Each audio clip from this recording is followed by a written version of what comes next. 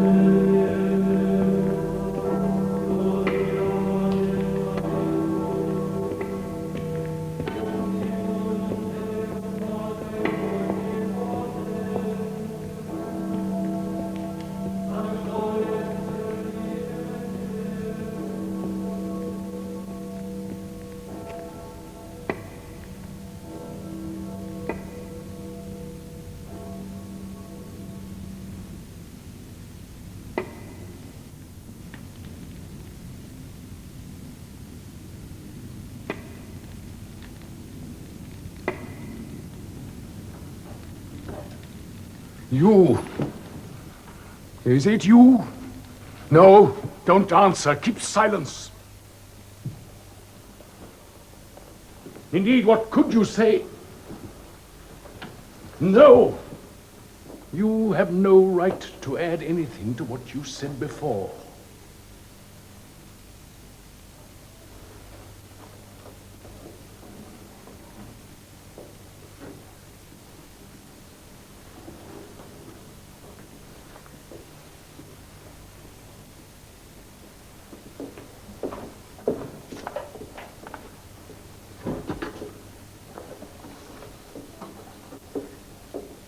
Why have you come to make trouble for us? For you have come to make trouble for us. You know you have. But do you know what will happen tomorrow? I don't know who you are, and I don't want to know whether it is indeed you or only a semblance. But tomorrow I shall condemn you and burn you as the worst of heretics. And that same crowd of people who today were kissing your feet, tomorrow at a single nod from me, will rush to pile up the faggots below your stake. Do you know that? Yes. Perhaps you do.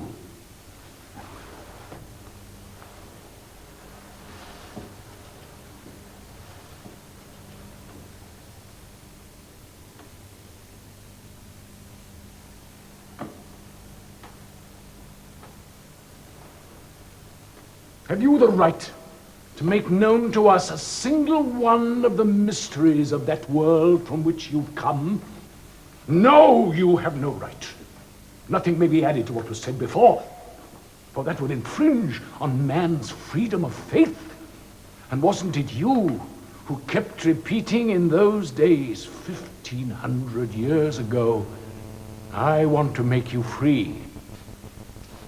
Oh yes, it has cost us dear, this business. For 15 centuries, we have wrestled with that freedom of yours. Now our building is finished and secure in your name.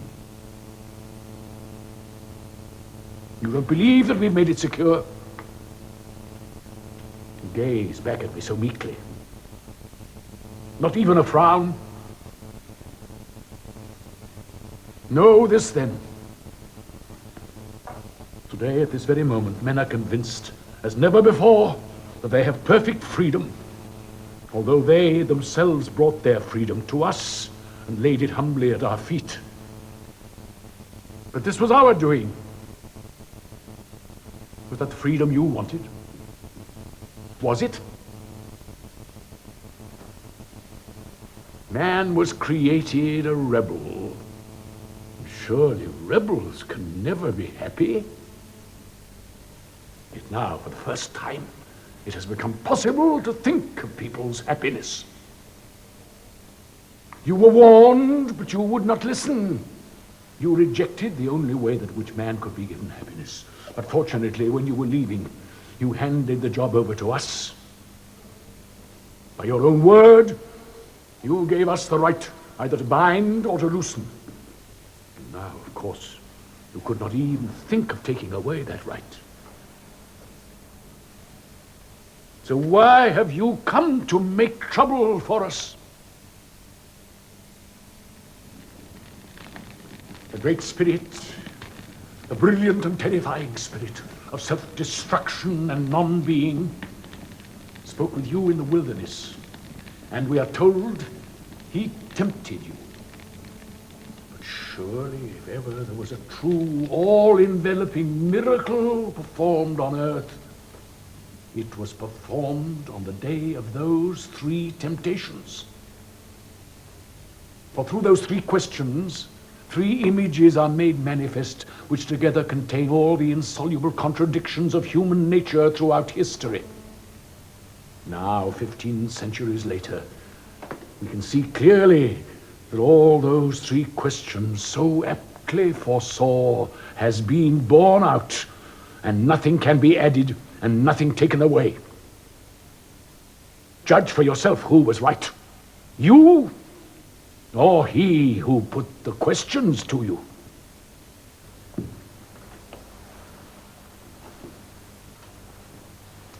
Remember the first question. You want to go into the world, but you are going with empty hands, with only some promise of freedom, which men in their unruliness and simplicity cannot even put a meaning to, which they fear and dread, for nothing has ever been so unbearable to man as freedom. But now, if you were to take these stones lying about here in this wilderness and turn them into loaves of bread, mankind would follow you at once, grateful and obedient. You rejected that proposal.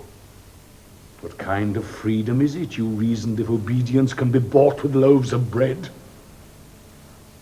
Man does not live by bread alone. That was your answer. Do you know that centuries will go by and mankind will declare through the mouth of its science that there is no sin, only hungry people?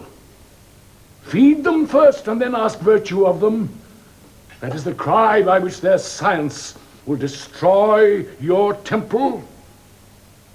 And for 1,000 tormented years they will try to feed themselves. But no science of theirs will ever give them bread so long as they are free. And so in the end, it will be to us they come and lay their freedom at our feet, crying, make us slaves if you will. Only feed us, feed us. They will realize that they can never have freedom and enough bread for everybody. That they are too vicious, too rebellious, too insignificant ever to be free. And we shall feed them, proclaiming falsely that it is done in your name. You promised them the bread of heaven, but if in the name of heavenly bread thousands and tens of thousands follow you, what are the millions and tens of thousands of millions who have not the strength to spurn earthly bread for the sake of the bread of heaven? The weak ones also are precious to us. They are imperfect and rebellious now, but in the end they will become obedient. They will marvel at us, think of us as gods because we agreed to take upon ourselves, in your name, the freedom that has become so fearful to them. And we shall not allow you to come to us again.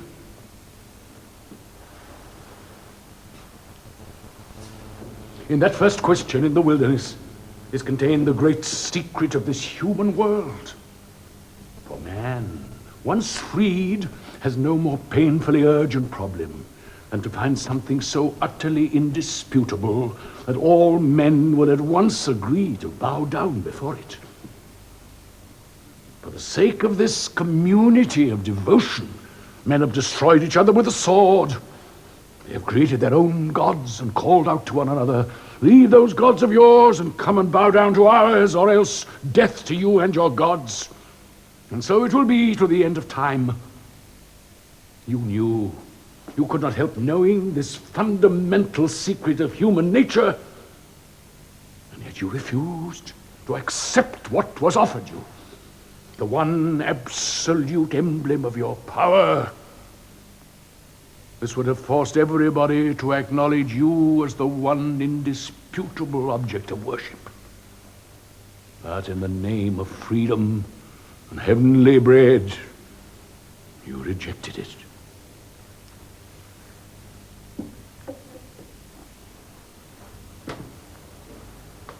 Now look what else you did. And still in the name of freedom, instead of taking possession of man's freedom, you made it even greater. Instead of giving him something that would have set his conscience at rest, you offered him everything that is unusual, indefinite, and enigmatic. Everything that is beyond his strength. Just as if you didn't love him at all. You who came to give your life for him.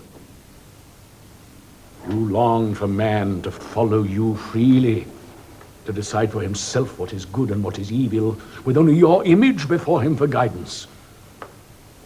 But although there is nothing so seductive to man as freedom of conscience, there is also nothing more agonizing.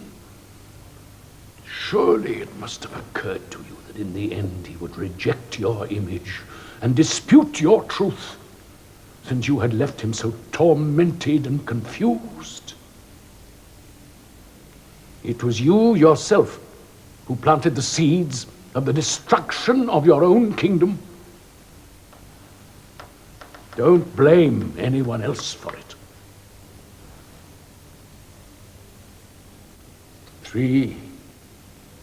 There are three forces, three unique forces, able to conquer and hold captive forever the conscience of rebellious mankind: authority, miracle, mystery.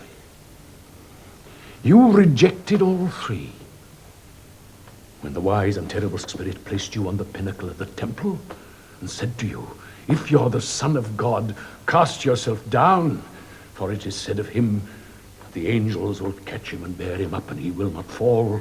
You listened and would not throw yourself down.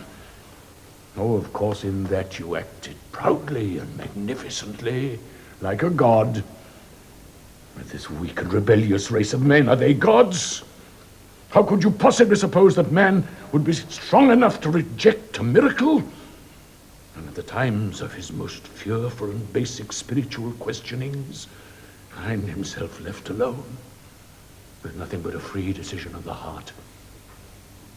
Certainly, you knew that your action would be preserved in the books, would reach to the end of time.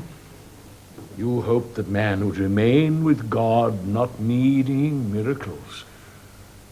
But don't you know that the moment man rejects a miracle, he rejects God too? For it is not so much God that man seeks, but miracles. And since he is not able to exist without them, he will even create them for himself. Why, you would not even come down from the cross when they mocked at you, saying, "Come down if you're the Son of God, and we'll believe in you." No, you long for man's freely given love. You refuse to enslave him with a miracle. You judged men too highly. Of course, they must always be captives, even though they were created rebels. You would have shown your love for them better if you had demanded less of them, for then their burden would have been lighter. Tell me how many you have been able to raise to your level. in all these 1,500 years. It is true, of course, that at the present time, man is rebelling everywhere against our power and taking pride in his rebellion. But that is of no importance. It is the rebellion of school children against their teacher. The thrill of it will pass, and they will have to pay dearly for it. They will cry out in their despair, "He who created us rebels must have meant to mock us." They will say this knowing it to be blasphemy, which human nature cannot bear, and their blasphemy will make them even more unhappy. So, after all that you suffered for the sake of their freedom, they have found for themselves nothing but unhappiness and confusion.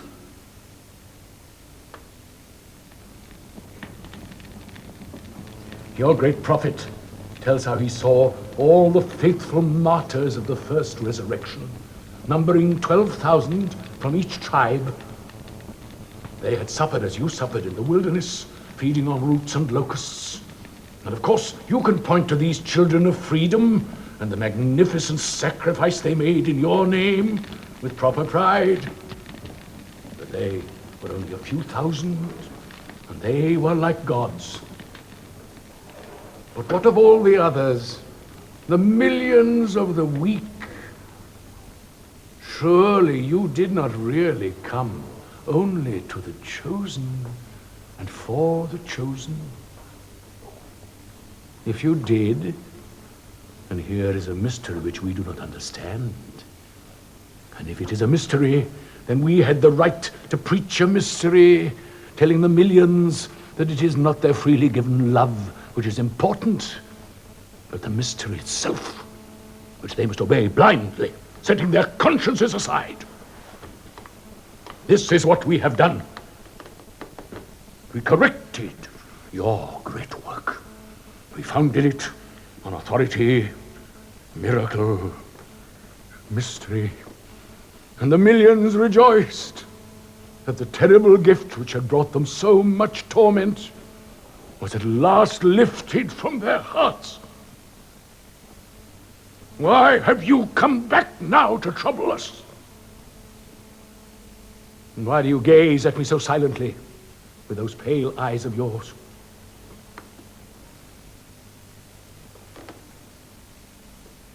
I don't want your love, because I don't love you. What have I to hide from you? Do you think I don't know who I'm talking to? You already know what I have to tell you. I can read that in your eyes. Perhaps you really do want to hear it from my lips. Listen then. We are not with you, but with him. We have been with him and not with you for 8 centuries, ever since we took from him what you had rejected. We took from him Rome and the sword of Caesar. Why did you reject that last gift? Had you accepted the counsel of the mighty Spirit, you would have answered every need of man on earth, whom to worship, whom to entrust with his conscience, how all may be peacefully united in one single common anthill.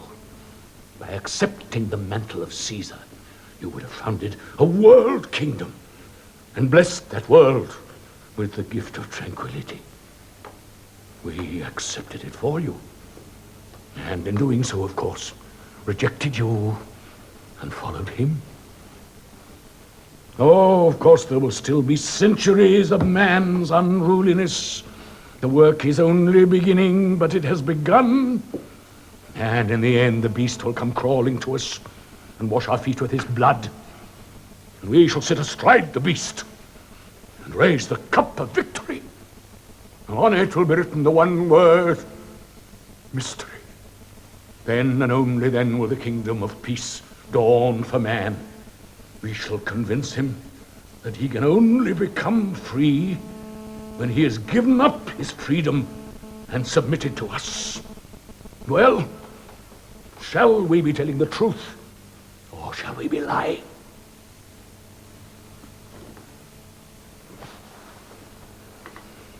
Men will see that we are right. They will remember into what a labyrinth of bewilderment and confusion they were brought by freedom and science. They will find shelter beneath our wings, huddled up together like baby chicks under a mother bird. We shall make them work, but they will have their hours of leisure too. And of course we shall allow them to sin, telling them that if it is done with our permission, every sin will be redeemed, for we shall take their punishments upon ourselves. They will bring us the most agonizing secrets of their consciences, and they will accept our solutions with joy, going quietly to meet their deaths, those millions of happy children snuffed out quietly in your name.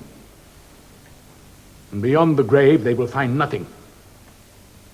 But while they are alive, we shall keep that secret from them for the sake of their happiness here on earth, and lure them with an eternal reward in heaven. For if there were anything in the next world, it certainly wouldn't be for them.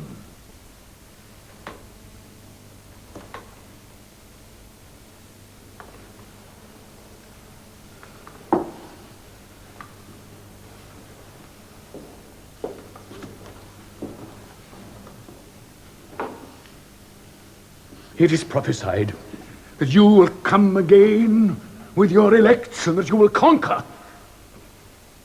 We shall say that your elect saved only themselves, whilst we saved everybody. And we who took their sins upon us will stand up before you and say, judge us if you can and if you dare.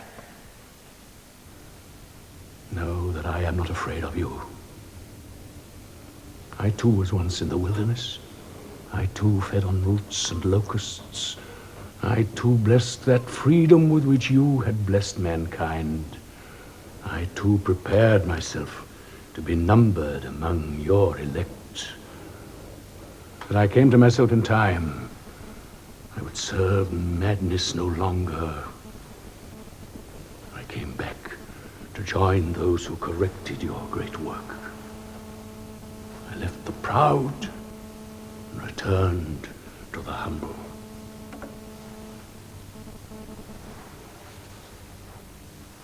What I have told you will happen. Our kingdom will be built, and in your name.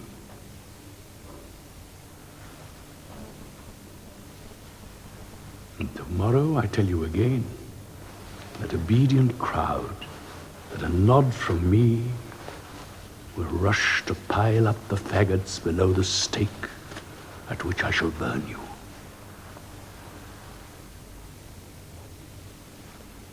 And if ever anyone deserved our fires, it is you. Tomorrow I shall burn you.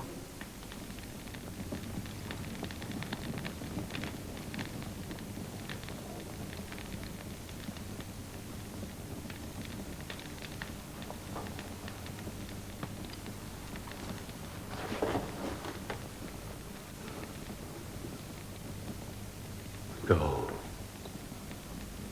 Don't come to us anymore. Don't come at all. Never.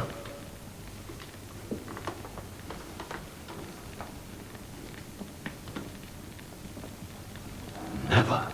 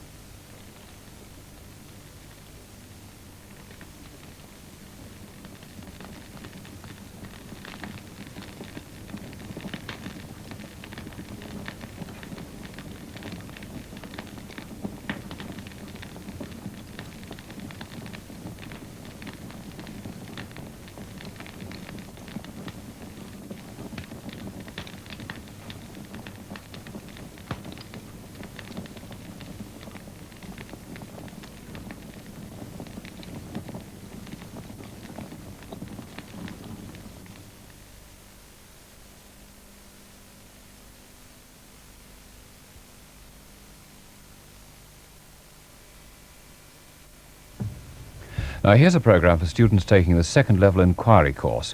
Its title